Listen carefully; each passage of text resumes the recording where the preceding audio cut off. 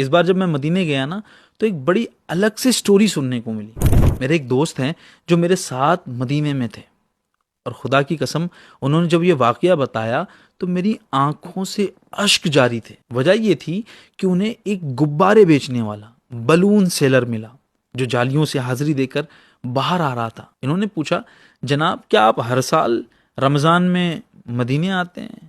اس نے کہا ہاں میں کیا آؤں گا، میری اوقات کیا ہے، محبوب بلاتے ہیں۔ تو ظاہر ہے کہ کسی کو بھی یہ پتا چلے کہ یہ سالوں سال آتا ہے تو اس سے پوچھتا ہے ایک بار ضرور ہے کہ آپ کا کام کیا ہے، کاروبار کیا ہے۔ تو اس نے بتایا کہ میں تو ایک چھوٹا سا غبارے بیچنے والا ہوں، میں بس غبارے بیچ کر اپنا گھر بھی چلاتا ہوں، اور ہر روز یہ دعا کرتا ہوں کہ محبوبہ اپنی بارگاہ میں بلا لیجئے گا، میری اوقات نہیں ہے، مجھے اپنے در کی حاضری دیجئے گا۔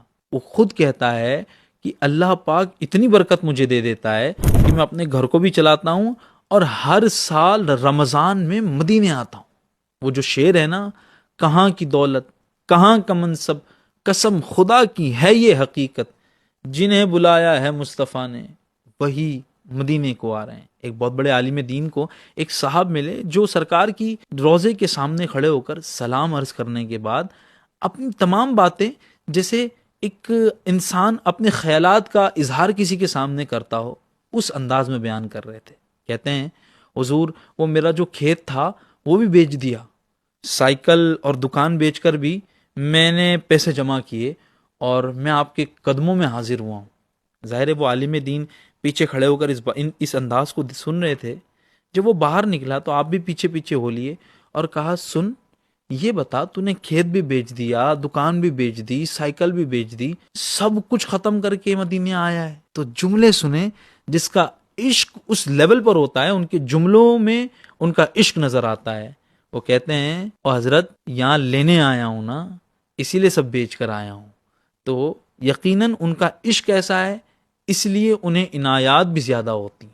ان دونوں واقعات کو سننے کے بعد ہماری کیا فیلنگ ہے اس پر بھی غور کریں۔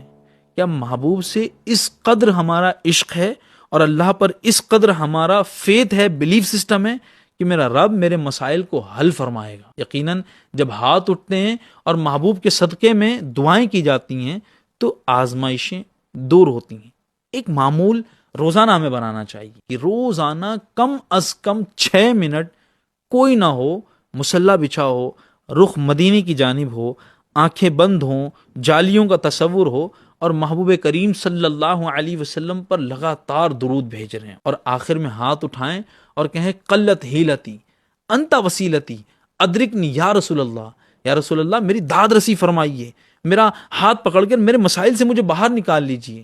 ارے دنیاوی افسر کوئی ہونا، روز آپ فائل لے کر جائیں، وہ بھی ترس کھا کر آپ کی فائل پہ سائن کر دیتا ہے۔ یہ تو وہ محبوب ہیں جو دنیا میں تشریف لائے تب بھی امت کو یاد کر رہے تھے، اور جب قبر انور میں داخل کیا جا رہا تھا تب بھی صحابہ اکرام نے لبوں کو سنا، لبوں سے آواز سنی کہ اپنی امت کو یاد کر رہے تھے۔